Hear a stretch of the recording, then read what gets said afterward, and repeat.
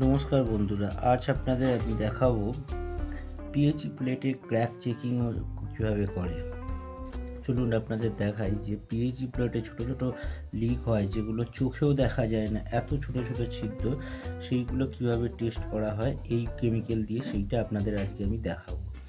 চলুন ধীরে ধীরে দেখুন। প্রথমে সাদাটা মারলাম, তারপরে উল্টো পিঠে লাল কেমিক্যালটাকে মারলাম, মেরে কিছুক্ষণ এটাকে ধরে রেখে দেবো। যাতে দেখতে পাবেন যে একদম ছোট ছোট ফুটো যেগুলো হবে সেগুলো অবধি পুরো দেখা যাবে। চলুন আপনাদের এই কেমিক্যালগুলো দেখিয়ে দেখাচ্ছি। এগুলো প্রথমে আমাদের পরিষ্কার করে নিতে হয় যাতে কোনো রকম ময়লা না থাকে। ভালো করে পরিষ্কার হওয়ার পর প্লেটে দুটো এই কেমিক্যালগুলো মেরে কিছুক্ষণ এইভাবে রেখে দিই।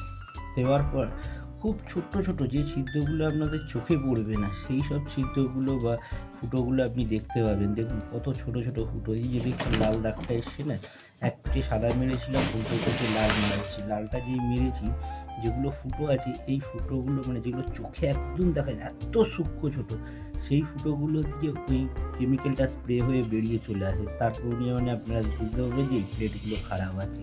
এইরকমভাবে আমার একটা 150খানা প্লেটের পিএইচির মধ্যে প্রায় 22খানা প্লেট এরকম খারাপ বেরিয়েছে, যার কারণে এতই লিকেজ হচ্ছিলো ইন্টারনাল যে আমরা বুঝতে পারছিলাম না। সেই কারণে অনেক কিছু লস হচ্ছিলো। সেইটা এখন দেখার জন্যে এইগুলো চেক করার পর এত সুন্দর হয়েছে। এই যে দেখুন এই ছোটোটা এতটাই ছোট যে আপনি খালি চোখেও দেখতে পাবেন না, যেখান দিয়ে আপনার প্রচণ্ড স্পিডে জল চলে যায় বা কেমিক্যাল চলে যায়। এইসব রেডি করার পর এখন আমার পিএইচই দেখাচ্ছি আপনাকে, একদম নিট অ্যান্ড ক্লিন, এক ফোঁটা উল্টো সাইড দিয়ে যাচ্ছে না।